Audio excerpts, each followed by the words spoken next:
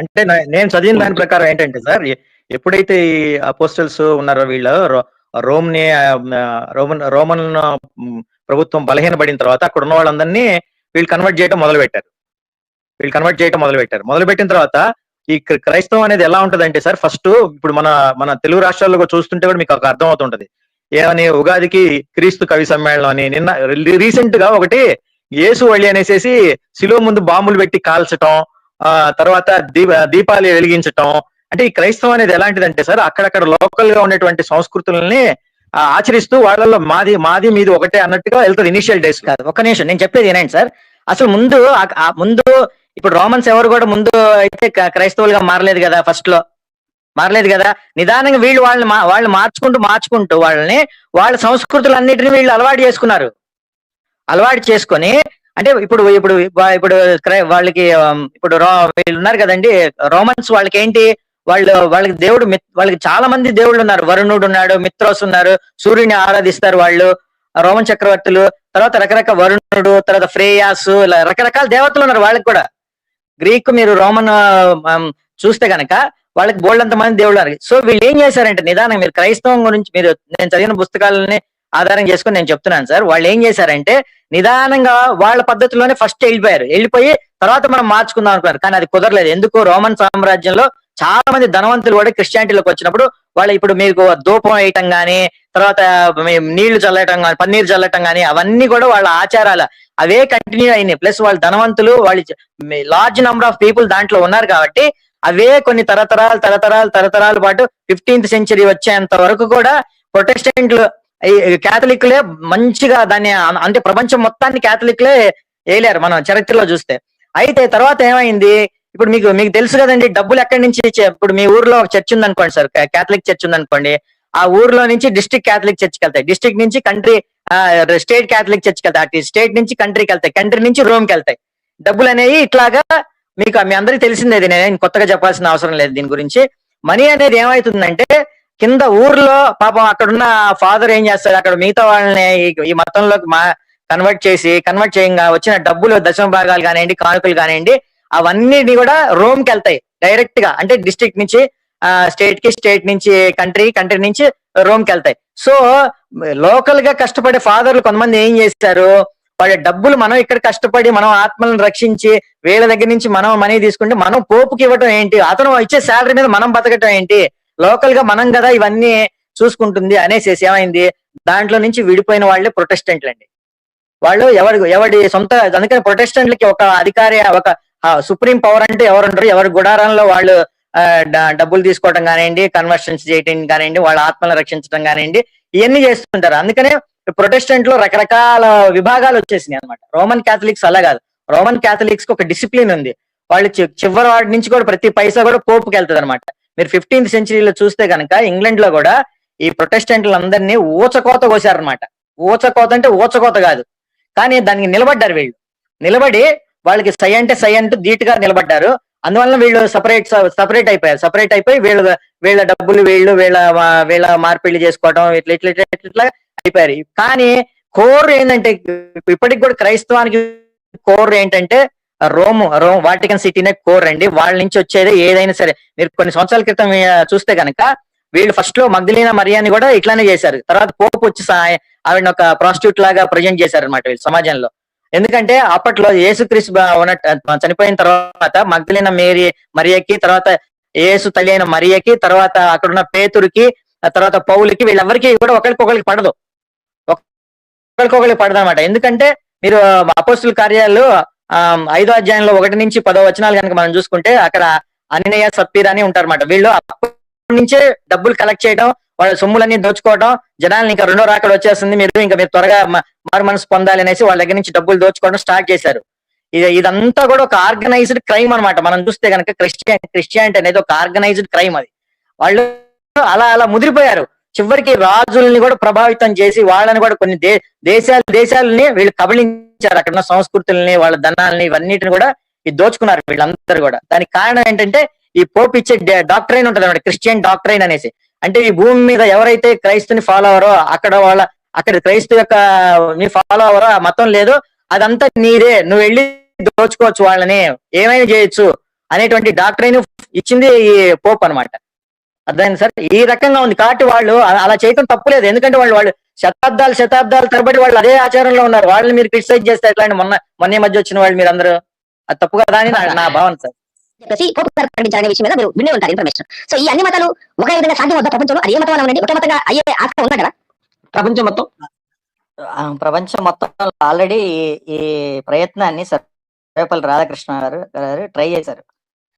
మీరు ఇప్పుడు ఏదైతే ఈ పోప్ అన్నారో దాన్ని అంత ముందే సర్వేపల్లి రాధాకృష్ణన్ గారు ప్రపంచం అంతా కూడా ఒకే పరిపాలన ఉండాలి, ఒకే మతం ఉండాలి, ప్రజలందరూ ఈ మతాల వలన కొట్టుకొని చావకూడదని ఆల్రెడీ ఒకసారి ప్రయత్నం జరిగిందండి. దీని గురించి అది ఫెయిల్ అయింది. అసలు ఫస్ట్ క్రిస్టియానిటీ గానీ ఇస్లాం గానీ ప్రపంచం అంతా ఒకే మతం ఉండడానికి అసలు ఇష్టపడదు. ఎందుకంటే క్రిస్టియానిటీ ప్లస్ ఈ ఇస్లాం అనేది పొలిటికల్ రిలీజియన్స్. అవి కంప్లీట్లీ ఆ రోజుల్లో ఉండేటువంటి సమాజం మీద ఆధిపత్యం చెలాయించడానికి వచ్చినటువంటి రిలీజియన్స్, కానీ వాటిలో ఏమాత్రం కూడా ఆధ్యాత్మికత అనేది సున్నా.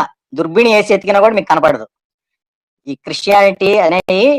అందుకని మీరు చూడండి, ప్రపంచం మొత్తం ఈ రెండు మతాలతోనే సర్వనాశనం అయిపోతుంది. ఈ రెండు మతాలే ప్రపంచం మొత్తాన్ని అన్ని మతాలు ఇప్పుడు ఒకే మతం అంటే ఆ మతం క్రిస్టియానిటీ అవ్వాలని ఆ పోపు చెప్పలేదు, లేదా ఇస్లాం అని చెప్పలేదు. పోనీ మీరు అనుకున్న మీరు విశ్వాసించే హిందూ మతం నేను చెప్పేదండి, ఒక టైంలో ప్రపంచం మొత్తం కూడా ఈ మొత్తం ప్రపంచం అంతా హిందూ మతమే ఉండేది, సనాతన ధర్మం మాత్రమే ఉండేది. అదే అడుగుతాను కదా. సో అలానే నేను కూడా మిమ్మల్ని అడుగుతున్నాను, ఒకప్పుడు ఎప్పుడు నాకు ఒక టైం పీరియడ్ ఉందా? ఉంది సార్. కొన్ని లక్షల సంవత్సరాల క్రితం నుంచి వచ్చింది ఇది ఉంది సనాతన ధర్మం అని. ఇప్పుడే అన్నారు కదా నేను కూడా హిందూనండి జియోగ్రఫికల్ గానేసి. మీరు ఇప్పుడే అన్నారు కదా నేను జియోగ్రఫికల్ గా హిందూనని. నేను కొంచెం బెటర్ గా కూడా చెప్తాను సార్. నేనైతే కనుక నాకు 40 ఏళ్ళండి అశ్లేష గారు. మీకు ఎన్నేళ్ళు నాకు తెలియదు. నేను పుట్టక ముందు జరిగింది నాకైతే తెలియదు సార్. నాకు 30 years సార్. సార్ మరి యేసు కూడా మన పుట్టక ముందే జరిగింది కదా, అది కూడా తెలియదు అని చెప్తారా మీరు? చెప్పలేరు కదా, మనం చదువుకున్నాం కదా. మీరు అడిగారు కదా సార్, మీరు ప్రపంచం మొత్తం ఒకే మతం ఉండటం సాధ్యం అనేసి, అదే కదా మీ ప్రశ్న? అంతేనండి, దాని గురించి చెప్పండి. ఎస్, దాని గురించి. అది అసలు సాధ్యం కాదు సార్. అది వివిధ విశ్వాసంలో ఉన్న మనుషులని అంటే ఎట్లానో వైరుధ్యాలు ఉన్నాయి, కానీ ఆ వైరుధ్యాన్ని మరిచి ఒక దాంట్లో ఒక గుర్తించాలంటే కష్టమైంది అంటారు, అంతే కదా మీ ఉద్దేశం? అవునండి, అసలు ఒప్పుకోరు, ఎవరు ఒప్పుకోరు అసలు. నేను కూడా మీకు అంగీకరిస్తాను. కాకపోతే బిబ్లికల్ గా ఒక ప్రాఫెసీ ఉందని ఉంటుంది. బైబిల్ ఎక్కడ పరిశీలించారు కాబట్టి మీరు మేలు ఎన్నుకోకపోయినా లేకపోతే మీకు నచ్చకపోయినా బైబిల్ మీరు పరిశీలించాలి కాబట్టి బైబిల్లో ప్రాఫెసీ ఉంది. అంత్యక్రీస్తు యాంటీ క్రైస్తు ఒక వ్యక్తి వచ్చి ఒకే పాలన అంటే ఒకే రూలింగ్ కింద ప్రపంచం మొత్తం వస్తుంది. అతన్ని అందరూ క్రీస్తు లాగా నేనే క్రీస్తు అని తను చెప్పుకుంటాడు. అలాంటి ఒకే రాజ్య పరిపాలన కింద ప్రపంచం వెళ్తున్నారు కదా. సో ఆ ప్రాఫెసీ ఇప్పుడు ఏమైనా దగ్గర పడుతుందని అట్లీస్ట్ క్రైస్తవులుగా పిలువబడుతున్న వాళ్ళు నమ్మే అవకాశం ఉంది. ఇప్పుడు మీరు ఒక యాంటీ క్రైస్తు మిమ్మల్ని యాంటీ క్రైస్తవు మీరు అట్లీస్ట్ హిందూయిజంలో ఉన్న వ్యక్తిగా, హైందవ విశ్వాసం నమ్మే వ్యక్తిగా అట్లీస్ట్ ఆ బైబిల్ ప్రాఫెసీ అన్న మీరు దాని గురించి కామెంట్ చేయగలుగుతారా? అసలు క్రీస్తు ఫేక్ సార్, ఇంకా అంత్య క్రీస్తు ఏంటండి కాదండి. అంత్యక్రీస్తు అంటే ఇప్పుడు కాదండి, ఇప్పుడు మీరు సరే అంత్యక్రీస్తు అన్నారు. అంత్యక్రీస్తు ఎవరని ముస్లింస్ ఎవరని చెప్తారు? మహమ్మదే అంత్యక్రీస్తుకి వచ్చాడు. అదేంటి ఆయన ఏంటి బైబిల్లో ఈ క్రీస్తు చెప్తారు కదండి, తర్వాత వచ్చి ఆయన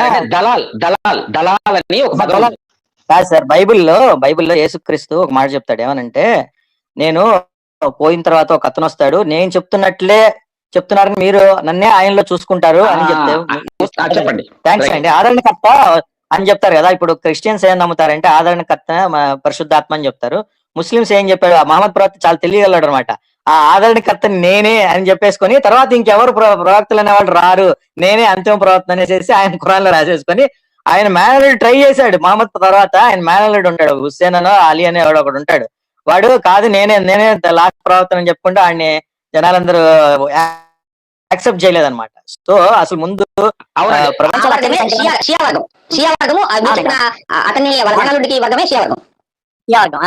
తర్వాత అసలు ముందు ప్రపంచంలో ఎక్కువ మంది ఒక 35 to 45% మతం పాటిస్తున్న వాళ్ళు క్రిస్టియన్స్, తర్వాత ఇస్లాం వాళ్ళు ఉన్నారు. వీళ్ళిద్దరే ఫస్ట్ అసలు యాక్సెప్ట్ చేయరండి, అసలు దేన్ని ఒకళ్ళొకళ్ళు యాక్సెప్ట్ చేయరు.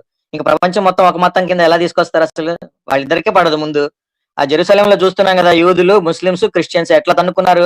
క్రూసైడ్స్ 700 సంవత్సరాల పాటు క్రూసైడ్స్ జరిగినాయి, మత యుద్ధాలు జరిగినాయి. ఆ ఒక్క ప్లేస్ కోసమే తన్నుకొని తెచ్చారు. మొత్తం ప్రపంచంలో సార్ ఒక డాక్టరైన్ ఆఫ్ క్రిస్టియన్ అని ఉంటది అనమాట. వీళ్ళు మిగతా దేశాలు ఇప్పుడు స్పెయిన్ మీద దాడి చేశారు, తర్వాత ఇండియా మీద దాడి చేశారు, ఆఫ్రికన్ కంట్రీస్ మొత్తాన్ని కొల్లగొట్టి పడేసేశారు, అమెరికాని కొల్లగొట్టి పడేసేశారు, ఆస్ట్రేలియాని, న్యూజిలాండ్ ని. ఈ ఒకటా రెండా సార్ ప్రపంచంలో క్రైస్తవ బాధితులుగా అయినటువంటి దేశాలు మళ్ళీ క్రైస్తవాన్ని పుచ్చుకున్నాయా అంటే ఇంక మీరు వాళ్ళు ఏ రేంజ్ లో వాళ్ళని చంపేసి ఏ రేంజ్ లో వాళ్ళని టార్చర్లకు గురి చేసి ఉంటారు మీరు ఒక్కసారి ఆలోచించండి సార్. ఒక నిమిషం. ఈ సువార్తలు ఇవన్నీ కూడా అంత ముందు చేతులతో మంచిగా అద్భుతమైనటువంటి కాలిగ్రఫీ రాసేవాళ్ళు అనమాట. ఈ మాన్స్టరీస్ లో ఉండేటువంటి ఈ అంటే మేల్ నన్స్ అంటే సన్యాసులు సెయింట్స్ అంటారు చూసారండి, వాళ్ళకి దే ఆర్ అంటే వాళ్ళకి ఒక డ్యూటీ లాగా అనమాట. అది అంత నీట్ గా ప్రతి మత్తయి సువార్త కానివ్వండి, రకరకాల సువార్తలు అప్పట్లో ఉండే. మీకు నేను చెప్పే మాట ఏంటంటే 600 నుంచి 700 శతాబ్దాలు అనమాట. క్రీస్తు చనిపోయిన తర్వాత 500 నుంచి 700 శతాబ్దాల్లో అద్భుతంగా రాసేవాళ్ళు. అయితే ఇవన్నీ ఎక్కువ ప్రభావితం అయిన దేశం ఏదయ్యా అంటే మీరు రోమన్ నుంచి తర్వాత క్రిస్టియానిటీ అనేది ఇంగ్లాండ్ కి షిఫ్ట్ అయింది. మీరు చరిత్రలో కనుక మీరు అందరికీ తెలిసే ఉంటది, నేను పెద్ద కొత్తగా ఏం చెప్పట్లేదు దీని గురించి. అప్పట్లో కింగ్ ఎగ్బర్ట్ అని ఉండేవాడు, ఒక రాజు. మీరు చరిత్రలో చదువుకుంటే హిస్టరీలో మీకు తెలుస్తుంది. ఈ కింగ్ ఎగ్బర్ట్ చాలా మాన్స్టరీస్ పెట్టాడు అనమాట. ఈ నాథాంబ్రియాలో, తర్వాత వెసెక్స్ లో, తర్వాత వీటన్నిటిలో ఆయన చాలా ఇదనమాట. Very capable king, very cunning fellow అనమాట. కరెక్ట్ చెప్పాలంటే చాలా కన్నింగ్ అనమాట. చాలా బాగా పరిపాలన చేసేవాడు ఈ కింగ్ ఎగ్బర్ట్ అని. మీరు ఇంగ్లాండ్ హిస్టరీ తీసుకుంటే చూస్తే కూడా మీకు అర్థం అవుతుంది. ఈయన ఏం చేశాడంటే చాలా మాన్స్టరీస్ ని మంచిగా ఈ వాటిలో ఈ ఫాదర్స్ తర్వాత ఆ కింద రాసేవాళ్ళు అన్ని సువార్తలను అద్భుతంగా రాయించాడు. అయితే ఏమైందంటే ఈ నార్త్ లో అంటే ఇప్పుడున్న నెదర్లాండ్స్ ఉంటాయి చూస్తారండి, డచ్ అంటారు కదా, అక్కడి నుంచి వైకింగ్స్ అనే వాళ్ళు వచ్చారనమాట. ఈ వైకింగ్స్ అనే వాళ్ళు వచ్చి వీళ్ళ మాన్స్టరీస్ మీద మినిస్ట్రీస్ అంటే ఇప్పుడు మనం మినిస్ట్రీస్ అంటారు, వాటి మీద దాడులు చేసి మొత్తాన్ని తగలబెట్టేసేసి ఈ సిలువల్ని వీటన్నిటిని వాళ్ళ బంగారంతో చేసిన సిలువలు ఉండే అనమాట. అప్పట్లో బంగారం చేసే మొత్తం ఇప్పుడు గుళ్ళల్లో ఎట్లా అయితే మనకి బంగారం అవి ఉండేదో సేమ్ చర్చిల్లో కూడా వాటిని చాపెల్స్ అంటారు అన్నమాట. చిన్న చిన్న చాపెల్స్ అంటారు వాటిని. ఆ చాపెల్స్ ఇప్పుడు పెద్ద వచ్చినాయి, కానీ అంతకు ముందు ఇంగ్లాండ్ అనేది మీరు నెట్ లో మీరు కొట్టి చూసుకోండి, 1వ శతాబ్దంలో ఇంగ్లాండ్ అనేది ఎలా ఉండేది, ఇండియా అనేది ఎలా ఉండేది మీరు తెలుసుకుంటే తెలుసు. చాలా పూర్ గా ఉండేది అనమాట. కానీ 500 సంవత్సరాలు అంటే 5th సెంచరీలో 6th సెంచరీలోకి వచ్చేలోకి అది మంచిగా రిచ్ గా అయిందనమాట. రిచ్ గా అయ్యి ఈ వైకింగ్స్ అనే వాళ్ళు వచ్చి వీళ్ళందరినీ చిత్త కొట్టేసేసి అందరినీ ఈ సెయింట్స్ ఎవరైతే ఉన్నారో వీళ్ళందరినీ బానిసల్లాగా తీసుకుని వెళ్ళిపోయారు అనమాట. అట్లా ఒక్కొక్క నార్థంబ్రియా మీద దాడి చేశారు, తర్వాత వెసెక్స్ మీద దాడి చేశారు, తర్వాత మర్సియా మీద దాడి చేశారు, తర్వాత ఇంగ్లాండ్ మీద దాడి చేశారు. ఇంకా ఒకానొక టైంలో అయితే ఈ డచ్ మొత్తం ఆల్మోస్ట్ ఆల్ ఇంగ్లాండ్ మొత్తాన్ని ఆక్యుపై చేసే స్థితికి వెళ్ళిపోయింది అనమాట. చెప్పింది మొత్తం కూడా హిస్టరీ అండి, చరిత్ర అండి, ఇది నిజం. Scottish, Ireland and England, great Britain కున్న చిన్న రాజ్యాల్లో ఇప్పుడు ఈయన చెప్పిన మొత్తం ఒకప్పుడు జరిగినాయండి. వాస్తవాలు ఏం చెప్తున్నాయి కూడా. అయ్యో 100% వాస్తవమే చెప్తాను సార్, నేను ఎందుకు కల్పించి చెప్తానండి, వినేవాళ్ళు తెలుసుకుంటారని చెప్తున్నాను సార్ సిసి గారు. సో ఇట్లాగా వచ్చినటువంటి రిలీజియన్ తర్వాత వాళ్ళకి అర్థమైంది.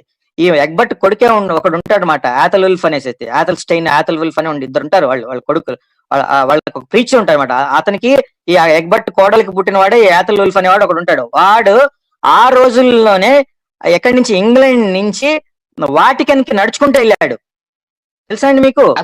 నుంచి వాళ్ళు పేగన్స్ అండి, వాళ్ళు పేగన్స్ అనమాట. వాళ్ళకి థోర్ అని, తర్వాత వాళ్ళకి వల్హాలా అంటే స్వర్గం అని, ఇలాగ వాళ్ళకి ఫ్రీయాస్ అనేసి వాళ్ళకి కూడా రకరకాల దేవుళ్ళు ఉన్నారు. తర్వాత అండి ఏమైందంటే ఇంగ్లాండ్ ఎందుకు వాళ్ళు మొత్తం ప్రపంచం మొత్తాన్ని ఎందుకు డామినేట్ చేసింది, వాళ్ళు ఎందుకు క్రిస్టియానిటీని పట్టుకున్నారు మళ్ళీ అనేది మనం తెలుసుకోవాలి. మిగతా ప్రపంచం అంతా తెలుసుకోవాలి. వినేవాళ్ళ కోసం ఇప్పుడు ఈ బ్రిటిష్ కింగ్స్ తీసుకున్న కింగ్ జార్జ్ గానీ, కింగ్ జేమ్స్ గానీ, వీళ్ళందరూ క్రిస్టియానిటీని ఓన్ చేసుకోక ముందు, అంతకుముందు మొత్తం కూడా రోమన్ క్యాథలిక్స్ రన్ చేశారా, లేకపోతే రోమన్ క్యాథలిక్ కి ఇప్పుడు బ్రిటిషర్స్ కానీ, కింగ్ జార్జ్ గానీ, కింగ్ జేమ్స్ గానీ వీళ్ళు ఆర్సీఎమా లేకపోతే వీళ్ళు ప్రొటెస్టెంట్లా?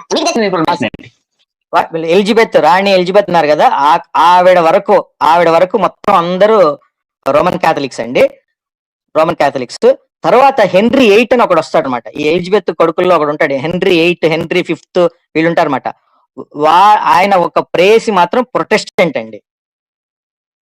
అక్కడి నుంచి కథ మలుపు తిరిగిద్ది అనమాట. మీరు క్వీన్ ఎలిజబెత్ వినే ఉంటారు. క్వీన్ ఎలిజబెత్ ఇప్పుడు కింగ్ జేమ్స్ కదా, మెయిన్ కింగ్ జేమ్స్ కదా బైబిల్ ని ఇంగ్లీష్ లో దాన్ని ఒక స్టాండర్డ్స్ మెయింటైన్ చేసి కింగ్ జేమ్స్ వర్షన్ మీరు చూస్తున్నారు కదా ఇంగ్లీష్ లో. కింగ్ జేమ్స్ వర్షన్ ఇప్పుడు ఆయనకి ఆయన కేథలిక్ ని ఆయన పాటించారంటారా, ఆయన ప్రొజెక్షన్ చేశారంటారా, ఎలివేట్ చేశారా? ఎందుకంటే క్వీన్ ఇప్పుడు మీరు చెప్పిన క్వీన్ ఎలిజబెత్ గారు రీసెంట్ కదా, మన టైం కాదు. సో కింగ్ జేమ్స్ గారు ఎప్పటి నుంచి తీసుకున్నారు దీన్ని? ఐ థింక్ లేదన్న 1700s 1600s లో తీసుకున్నట్టు విన్నాను నేను. కాదు సార్, కాదు. 15th సెంచరీలో హెన్రీ 8 ఉంటాడు సార్. 15th సెంచరీలో హెన్రీ 8 తర్వాత నుంచి వీళ్ళు ప్రొటెస్టెంట్ ని, ఎందుకంటే మీ ఇందాక మేడం గారు ఒకళ్ళు ఒక మంచి మాట చెప్పారు. వీళ్ళు పొలిటికల్ గా ఏం చేశారంటే మిగతా కింద వర్గాలు ఉన్నారు చూసారు. మీరు ఇప్పుడు ఫ్రెంచ్ విప్లవం మీరు చదువుకునే ఉంటారు కదా సార్. ఫ్రెంచ్ విప్లవం ఎందుకు వచ్చిందండి? ఫ్రెంచ్ విప్లవం రావడానికి మెయిన్ కారణం ఎవరు? అక్కడ ఉన్న ఫాదర్స్. కింగ్స్ తర్వాత నోబెల్స్ తర్వాత ఫాదర్స్ తర్వాత కామన్ పీపుల్ ఉంటారు అనమాట. ఈ ఫాదర్స్ ఏం చేశారంటే వీళ్ళు ఈ కింగ్స్ ఇచ్చేటువంటి డబ్బుల్ని వీళ్ళందరికీ పాపం వాళ్ళకి రోజువారీ పనులు చేసే కూలీ డబ్బులకో, లేకపోతే వాళ్ళు పంట పండితే ఆ పంటలకో, లేకపోతే ఏదో నష్టం వస్తే ఆ డబ్బులు ఇవ్వండి అంటే వీళ్ళు ఇవ్వకుండా వీళ్ళే తింటూ అసలు ఇక రాజుని కూడా డామినేట్ చేసే స్థితికి వెళ్ళిపోయారు అనమాట. అందువల్ల సామాన్య ప్రజలందరూ మన గడ్డ మీద ఒకప్పుడు బౌద్ధ భిక్షువులకి రాజులు ఎలా అయితే దాన ధర్మాలు చేసి ఆస్తులు కూడబెట్టి వాళ్ళని పోషించారో అలా అంటారు. అసలు బౌద్ధ భిక్షువులకి వీళ్ళకి అసలు సంబంధం లేదు సార్. వీళ్ళకి బౌద్ధ భిక్షువులు ఏంటంటే బౌద్ధ భిక్షువులు చాలా తెలియగల వాళ్ళండి. వాళ్ళు రాజుల్ని వాళ్ళు ఏం చేయించినా కూడా రాజుల చేత చేయించారు. కానీ ఇక్కడ ఫాదర్స్ అలా కాదు, రాజునే వాళ్ళ చెప్పు చేతుల్లో పెట్టుకున్నారు. అందువల్ల మీరు రష్యా విప్లవం చూస్తే జార్స్ ని ఎవరు అనుకున్నారు మోసం చేసింది తెలుసా అండి మీకు? జార్స్ ని ఒక రూస్ వాడి పేరేంటి, అరే బా మర్చిపోయాను సార్, ఫాదర్ ఉంటాడు అన్నమాట. అతని పేరు మర్చిపోయాను. ఇప్పటికి కూడా రష్యాలో ఉన్న క్రిస్టియానిటీ వాళ్ళు రష్యన్ ఆర్థోడాక్స్ క్రిస్టియన్ గా ఉంటారు కదా, ఇప్పుడు కేథలిక్స్ కి సంబంధం లేదు. అవునండి. వాళ్ళు కాదు సార్, వాళ్ళు యాక్చువల్ గా ఏమైందంటే అండి వాళ్ళ మీద ఈ కార్ల్ మార్క్స్ అనే వాడి ప్రభావం చాలా విపరీతంగా ఉందన్నమాట. ఈ కార్ల్ మార్క్స్ ఎక్కడ వాడయ్యా అంటే, ఈ కార్ల్ మార్క్స్ వాడు జర్మనీలోనే ఉన్న యూదుడు. అతనే మతం ఒక మత్తు మందు అనేసి ఒక ఫేమస్ అనేది సార్. అయితే ఆయన దాస్ క్యాపిటల్ అనేసి ఒక బుక్ రాశారు, మీ అందరికీ తెలిసే ఉంటది. ఈ మార్క్స్ ఈజ్ ఎంటైర్లీ డిఫరెంట్ అండి. తర్వాత ఏమైందంటే ఇదంతా అయిపోయిన తర్వాత వాళ్ళు ఇస్లాం వైపుకి వెళ్ళాలా లేకపోతే క్రిస్టియానిటీ వైపుకి వెళ్ళాలనేది ఒక రాజుల కాలం అంతరించిపోయిన తర్వాత ఒక సందిగ్ధంలో ఉన్నప్పుడు వాళ్ళందరూ క్రిస్టియానిటీ వైపే వెళ్ళారు. ఎందుకు వెళ్ళారు క్రిస్టియానిటీ వైపు అంటే, రష్యా అనేది చాలా తీవ్రమైనటువంటి చలి ఉంటది అనమాట. వాళ్ళు దానికి తట్టుకోవాలంటే ఖచ్చితంగా వాళ్ళు ఈ వైన్ గానీ తర్వాత ఈ ఆల్కహాల్ గానీ తీసుకోవాల్సిందే. ఇస్లాంలోకి వెళ్తే గనక అవి తీసుకోవడం అనేది నిషిద్ధం కాబట్టి వాళ్ళకి, అందువల్ల వాళ్ళు ఈ క్రిస్టియానిటీ వైపు వెళ్ళారు. వాళ్ళు ఆర్థోడాక్స్ అంటే లైక్ వీళ్ళలాగే ఆర్సిఎం వాళ్ళలాగానే వాళ్ళ చర్చెస్ కూడా అట్లానే ఉంటాయండి. అద్భుతమైన చర్చెస్ ఉంటాయి. మీరు సెయింట్ పీటర్స్బర్గ్ గానీ తర్వాత మీరు మాస్కో గానీ వెళ్తే కూడా పెద్ద పెద్ద చర్చెస్, విపరీతమైన చర్చెస్ ఉంటాయి. అద్భుతమైన స్క్లప్చర్ ఉంటది వాళ్ళకి కూడా, మంచి అద్భుతంగా ఉంటాయండి వాళ్ళ చర్చెస్ కూడా. అయితే ఇప్పుడు మన పాయింట్ ఏంటంటే సార్, ఇప్పుడు నేను చెప్పొచ్చేది ఏంటంటే అండి, ఈ క్రిస్టియానిటీ అనేది రకరకాల దేశాలని ఆక్యుపై చేసింది. అసలు ముందు ఈ అంతా ప్రపంచం అంతా ఒకటే మతం ఉండాలంటే వీళ్ళిద్దరే ఒప్పుకోరు. ఫస్ట్ హిందువులు ఎంత అండి ప్రపంచ జనాభాలో పోలిస్తే ఎంత శాతం మంది, ఒక 10% ఉంటారో ఉండరు కదా. వాళ్ళ అభిప్రాయంతో సంబంధం ఏముంది అసలు నన్ను అడిగితే? మిగతా ప్రపంచం మీరు పాయింట్కి వచ్చేసారు కాబట్టి మీరు ఫ్రీడమ్ ఆఫ్ స్పీచ్ నేను గౌరవిస్తాను కాబట్టి మీరు చెప్పింది మొత్తం కూడా మేము చక్కగా వింటున్నాము, మేము తెలుసుకున్నాం కూడా. అయితే ఈ చివరి పాయింట్ మీరు వచ్చారు కాబట్టి హిందూయిజము లేకపోతే మనం సనాతన ధర్మము ప్రపంచానికి వ్యాప్తి చేయడానికి అసలు ప్రయత్నించలేదు ఇప్పటి వరకు. ఇప్పుడు ఇస్కాన్ వాళ్ళు చేస్తున్న రష్యాలో, ఇప్పుడు రష్యా మీరు పేరు తీశారు, భారతదేశం తర్వాత అత్యధిక హిందువులుగా నివసించడం ఇన్ ద సెన్స్ విదేశీయుల్లో హిందువుల మాత్రం రష్యాలో ఎక్కువ మంది ఉన్నారు. ఆ విషయం మీకు తెలుసు స్టాట్స్ ప్రకారం. సో ఇప్పుడు ఈ హిందూయిజం ఈ సనాతన ధర్మంలోకి ప్రపంచ మొత్తాన్ని అంటే తీసుకొచ్చేసి ఒకే మొత్తం సనాతన ధర్మం ఉండాలనే ప్రయత్నాలు ఒకప్పుడు ఉందని మీరు ఇందాక అన్నారు కదా. ఇప్పుడు వస్తే తీసుకోవడానికో లేకపోతే వాళ్ళందరినీ హిందూ మతంలోకి మార్చడానికో లేకపోతే తీసుకోవడానికో హిందూ ధర్మంలో సనాతన ధర్మంలో ఏమైనా ప్రయత్నాలు జరిగే అవకాశాలు ఉన్నాయా? అసలు అంటే బేసిక్ ఏంటంటే సార్, సనాతన ధర్మం ఎప్పుడు కూడా ప్రచారం చేసుకోదు. అయితే ఎప్పుడు కూడా ప్రచారం చేసుకోలేదు.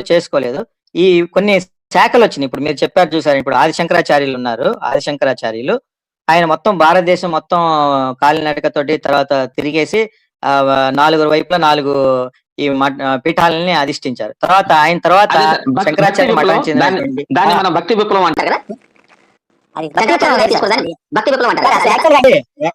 సరే యాక్చువల్ గా ఏమైందంటే అండి, ఆది శంకరాచార్యులు మనకి ఇప్పుడున్న మన హిస్టరీలో చూస్తే 10వ శతాబ్దానికి చెందిన వాడని రాసి ఉంటది మనకి.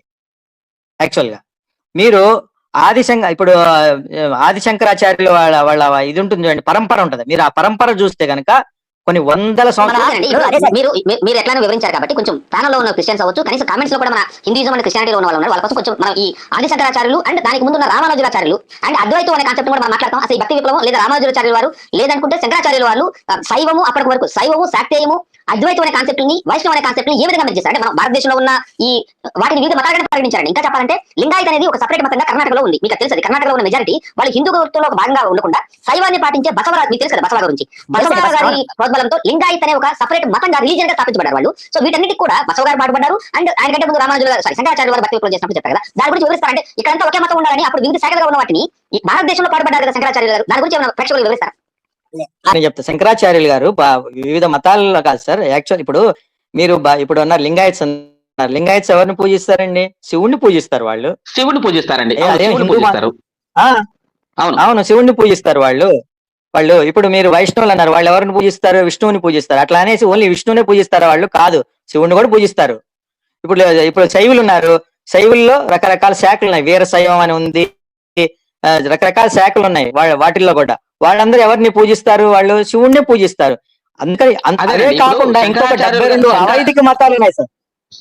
అదే సార్, దీనికోసమే కదా, దీనికోసమే కదా.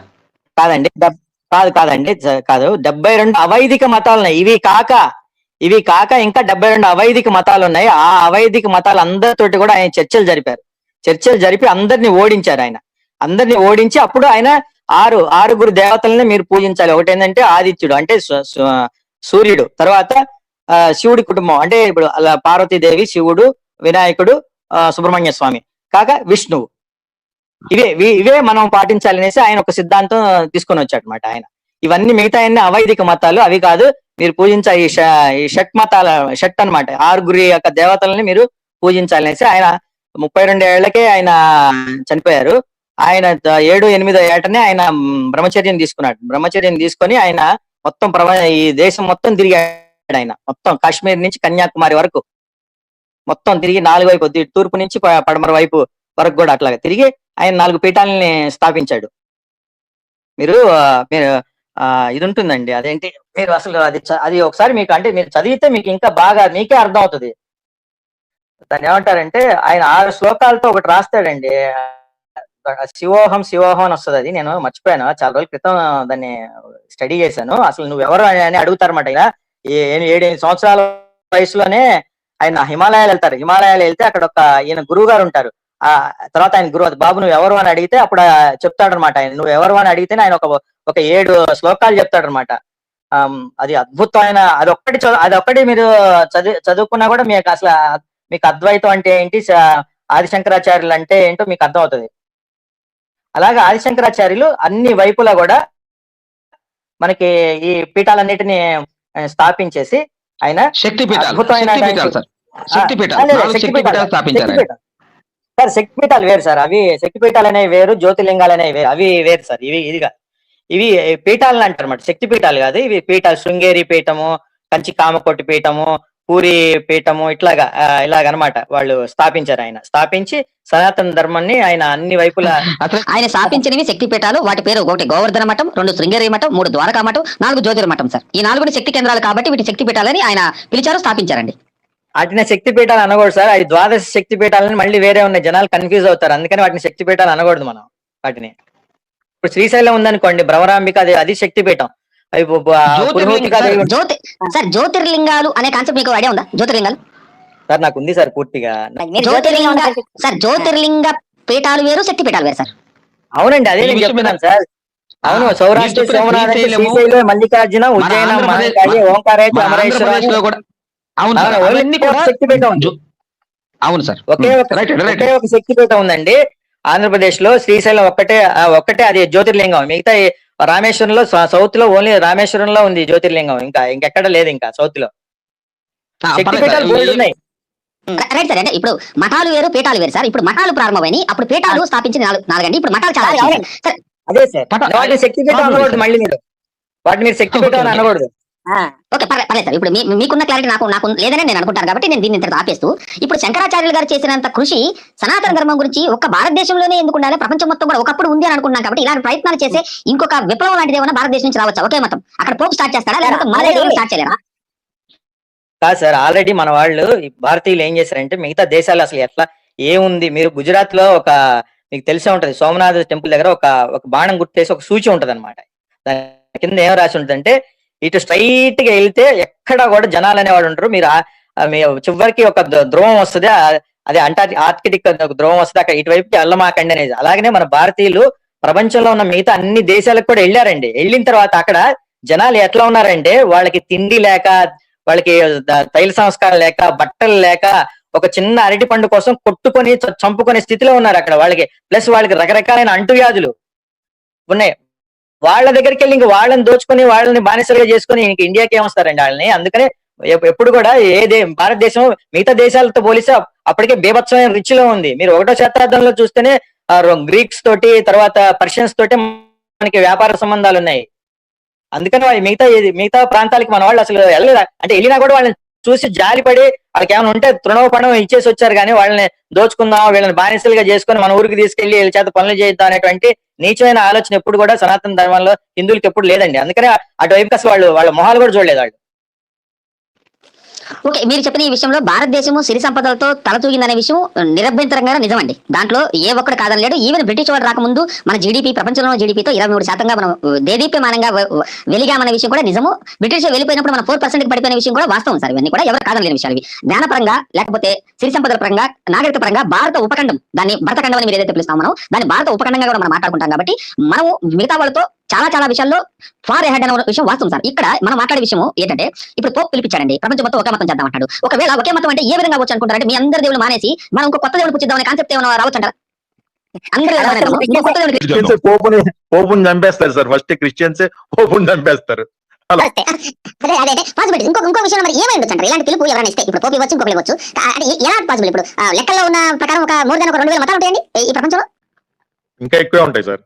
ఉంటాయి కదా సార్. వీళ్ళందరూ కలిసి ఇప్పుడు ఫర్ ఎగ్జాంపుల్ ఒకళ్ళు శివుని పూజిస్తారు, ఒకళ్ళు జీసస్ పూజిస్తారు, ఒకళ్ళు యెహోవాని పూజిస్తారు, ఇంకొకరు మహమ్మద్ ని పూజించకపోయినా మహమ్మద్ చెప్పే ఇంకొక అతను పూజిస్తున్నా, లేకపోతే ప్యాగన్స్ అనే పదం మనం వాడతాం. అంటే ప్యాగన్స్ అనేది అన్లిమిటెడ్ సార్, ఇన్ఫినిటీ. ప్యాగన్స్ అనే డెఫినిషన్ ఇప్పుడు మనం ఎవరు చేయలేకపోయామండి. సో ఇలాంటి వాళ్ళందరూ కూడా ఒక మానసిక మతం అనేది ఇప్పుడు చాలా మంది చెప్తా ఉంటారు కదా, మానసికంగా లేకపోతే మతి నుండి పుట్టే, లేకపోతే మతి సమతుల్యం కోసం, లేకపోతే మత్తు లాంటిదనో కాలమట్లాంటి చెప్పిన ప్రకారం అనుకుంటారు కదా. ఇలా ఇంతమంది మతులు, ఇంతమంది మనసులలో ఉన్న ఎప్పటి నుంచో క్యారీ ఫార్వర్డ్ అవుతున్న ఒక విషయాన్ని పక్కన పెట్టి మనం కాంప్రమైజ్ అవ్వగలమా అనేది ప్రశ్న కదా. ఇది ఒక మానవ పరిణామ క్రమంలో జరిగిన మార్పు లాగా ఇది కూడా మార్పు అవుతుందంటారా? మానసికంగా మారగలడా మనిషి ఈ విధంగా? ఎప్పుడో ఉన్న బిలీఫ్స్ ని, విశ్వాసాలను పక్కన పెట్టి మిగతా వాళ్ళతో కాంప్రమైజ్ అయ్యే విషయం పాసిబుల్ ఉందంటారా?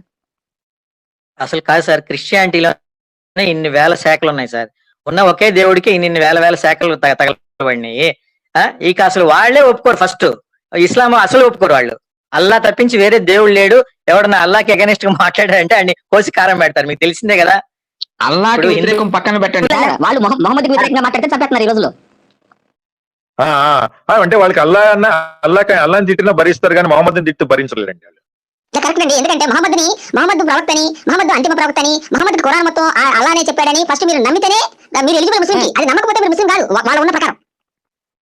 సార్ వాళ్ళు ఉదయాన్నే మనకి తెల్లవారుజామున 5 గంటలకి, తర్వాత మధ్యాహ్నం 1 గంటకి, తర్వాత 5:30కి, 6:30కి, 7:30కి వచ్చేది ఏందనుకున్నారు?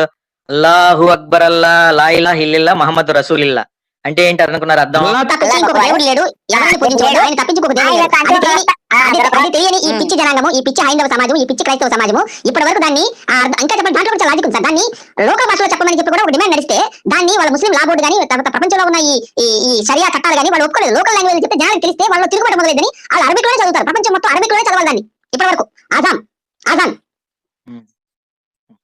ఆజాన్ అవునండి, కరెక్ట్ మీరు చెప్పింది. మీరు అందుకనే సార్ మీరు గమనించారు లేదు, ఇవన్నీ వాళ్ళు ఎక్కడి నుంచి నేర్చుకున్నారు అనుకున్నారు? అరబిక్ లోనే చదవాలనేసి. వాళ్ళకి ఇన్స్పిరేషన్ ఎవరో తెలుసా? క్రిస్టియన్సే. ఎప్పుడు మాట్లాడారా ప్రపంచం మొదలవడానికి నేను చెప్తాను ఒకటి వినండి. ఎందుకో తెలుసా అండి, సేమ్ ఇంగ్లాండ్ లో కూడా మీరు అదే నేను చెప్పేది ఇందాక మీరు మధ్యలో నన్ను కట్ చేశారు, నేను చెప్తుందని మీరు విడదీశారు. ఎందుకు వీళ్ళు ఇట్లా చేశారంటే దానికి కారణం ఏంటో తెలుసా? ఇంగ్లాండ్ లో ఎప్పుడైతే ఈ వైకింగ్స్ వీళ్ళు విపరీతంగా వాళ్ళ లాంగ్వేజ్, సాక్సన్ లాంగ్వేజ్ వీళ్ళ మీద రుద్దడం స్టార్ట్ చేశారు. వీళ్ళకి ఇంగ్లీష్ ఉండేది అనమాట. అప్పుడు ఆంగ్లో సాక్సన్ అనేది మారిపోయిన తర్వాత ఏది పడితే ఆ లాంగ్వేజ్ లో మాట్లాడుకుంటా అప్పుడు ఈ యాథలుల్ఫ్ అనేవాడు ఇన్స్టిట్యూట్ చేశాడు అనమాట. లేదు వీళ్ళ చేత కూడా మీరు కావాలంటే ఇంగ్లీష్ మాట్లాడించండి, కానీ తర్వాత అంతకుముందు ఈ సాక్సన్ లాంగ్వేజ్ లో కూడా ఈ సువార్తలు ఇవి రాసి వాళ్ళకి అర్థమయ్యి వాళ్ళని తీసుకురావాలని అది కూడా ట్రై చేశారు. కానీ ఎప్పుడైతే ఈ కింగ్ వచ్చిన తర్వాత ఈ యాథలుల్ఫ్ ఉంటుంది, నేను కరెక్ట్ మర్చిపోయి చాలా రోజుల క్రితం చదివాను. అతను ఇంగ్లాండ్ ఇన్సిస్ట్ చేశాడు.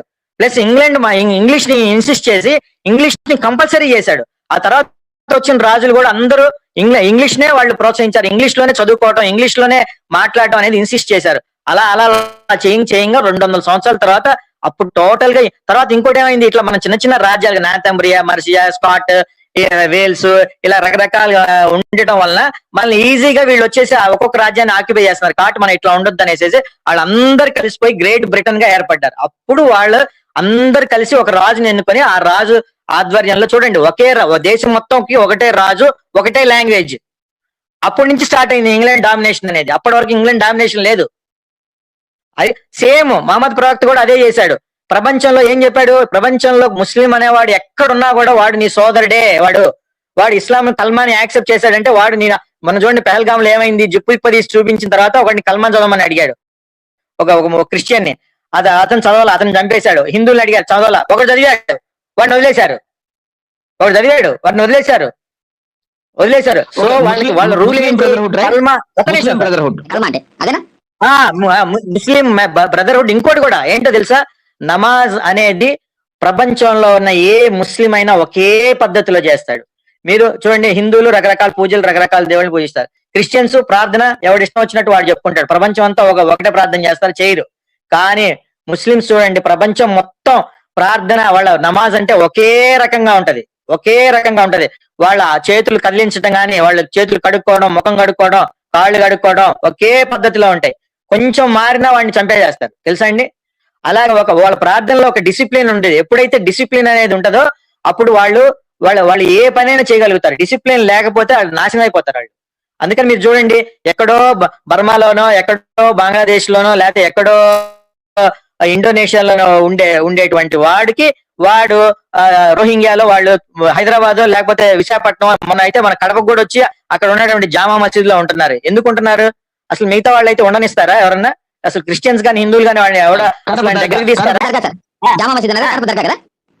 కాదండి, దర్గా వేరు సార్. దర్గా అనేది అసలు ఇస్లాం లో లేదండి. ఇవన్నీ కూడా ఈ హిందువులను చూసి కాపీ కొట్టుకున్న ఇవన్నీ కూడా. దర్గా కాన్సెప్ట్ అనేది మీరు ఎప్పుడైనా ఓవైసీ గానీ లేకపోతే అల్బుకారీ గానీ, జామా మసీద్ అధ్యక్షుడు అల్బుకారీ ఉంటాయి, ఎప్పుడైనా దర్గాకి వెళ్తాం చూసారా మీరు? అవును, దర్గాలకు వెళ్ళేది మా పిచ్చోళ్లే వెళ్తుంటారు. సాయిబాబా దేవుడు అని నమ్మేది మా పిచ్చోళ్లే. చెప్తున్నాను కదా నేనే. ఇవన్నీ మానుకోవాలి వీళ్ళంతా. కాబట్టి వాళ్ళకి ఇంగ్లాండ్ ఎప్పుడైతే ఒకే లాంగ్వేజ్, ఒకటే కింగ్ పెట్టుకున్నారో అప్పటి నుంచి వాళ్ళ డామినేషన్ స్టార్ట్ అయింది సార్. ఇస్లాం కూడా అదే సేమ్. వాళ్ళ ప్రార్థన పద్ధతి కానీ, వాళ్ళ లాంగ్వేజ్ ఒకటే, అరబిక్. తెలుగు ఎందుకు ఎవరు ముస్లిం కనిపిస్తే అస్సలాము అలైకుం అంటే ఎందుకు అంటాడు? నమస్తే అనొచ్చుగా తెలుగువాడు కదా, లేకపోతే వణక్కం అనొచ్చుగా తమిళవాడు కదా. నమస్కారం అనేసి మలయాళం అనొచ్చుగా, అనడు. సలాం అలైకుం అంటే అలైకుం సలాం అని వాడు కూడా అంటాడు. ఎందుకు? అది ఒక డిసిప్లిన్ క్రియేట్ చేస్తుంది. ఆ డిసిప్లిన్ వల్ల యూనిటీ వస్తుంది. ఎప్పుడైనా ఆ యూనిటీతో ఏదైనా సాధించవచ్చు. అది జరుగుతుంది. ప్లస్ వాళ్ళకి ఇంకొకటి ఖురాన్లో ఏముంటదంటే, మీరు మైనారిటీగా ఉన్నారనుకోండి, అప్పుడు మీ రాజు ఏం చెప్తే అది నోరు మూసుకొని వినండి. చక్కగా ఆ రాజుని పొగుడుతూ వాడి దగ్గర నుంచి తాయిలాలు తీసుకుని హ్యాపీగా ఉండండి. మీరు ఈక్వల్ అయ్యారనుకోండి, మీరు డిమాండ్ చేయండి, మాకు ఇది కావాలి అది కావాలని డిమాండ్ చేయండి. మీరు మెజారిటీ అయ్యారనుకోండి, అందరినీ చంపేసేయండి, లేకపోతే ఇస్లాంలోకి మార్చండి. ఇది వాళ్ళకి చెప్పింది క్లియర్ గా. ఇది ఖురాన్లో ఉంది. అంటే మీ సంఖ్య తక్కువ చెప్పాల్సిన అవసరం లేదు. డైజెస్ట్ చేసుకునే వాళ్ళు డైజెస్ట్ చేసుకోండి, లేకపోతే ఒమిట్ చేసుకునే వాళ్ళు ఒమిట్ చేసుకోవచ్చు. నేను చెప్పాను పచ్చి నిజాలు ఇవన్నీ. సో ప్రపంచం మొత్తం ఒకటే. నేను అనుకోవడం సార్, ఈ పోప్ గారు రాజకీయమైన అంటే పోప్ గారు ఈ మాట ఎందుకని ఉంటారంటే, బహుశా నాకు తెలిసి ఆయన కూడా ట్రంప్ లాగా ఏంటి నోబెల్ పీస్ ప్రైజ్ ఉంటుంది కదా, దానికోసం ఏమైనా ట్రై చేస్తున్నాడా, లేకపోతే జనాల్ని అంటే ఏదైనా ఒక డైవర్ట్ చేయడం కోసం ఈ డైలాగ్ అన్నాడు తెలియదు. కానీ అది ఆయనకు కూడా తెలుసు, ప్రపంచం మొత్తం ఒకే రిలీజియన్ అనేది ఉండటం అనేది అసాధ్యం అసలు. అది